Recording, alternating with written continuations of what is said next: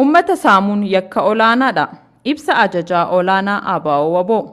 Waraanni bilisummaa Oromoo WBO'n akeeka siyaasaa ABO qabatee ummata Oromoo cunqursaa fi saamicha jalaa baasuun rarraaga bilisummaan ga'uuf dirqama guddaa qaba. Gabaasni ummata keessaa horroo guduruu Wallaggaa fi Shawaa Lixaa keessaa nu dhaqqabaa jiru ammoo yakkamtoonni tokko maqaa waraana bilisummaa Oromoo dhahachuun ummata keenya irratti saamichaa fi doorsisa irraan gahaa jiraachuudha. Qaamni akka kana raawwachaa jiru kamuu kan waraana bilisummaa Oromoo bakka hin buune erga madiinaa kan qabu sadoo mataa isaa dhaabbatee yookaan sirna dhablee waan ta'eef ajajaan olaanaan ABO-WBO akka tarkaanfii fudhatamu hubachiisa.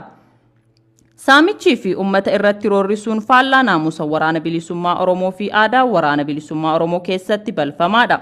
Waraanni bilisummaa Oromoo wareegama lubbuu kan baasaa jiruuf akeeka eebbifamaa kudhaammateeti. Warri gochaa fokkataa kana raawwatan wareegama waraana bilisummaa Oromoo lubbuu isaa qaalii saba isaaf baasaa jirutti cilaatii dibuuf akka ta'e beekamuu qaba.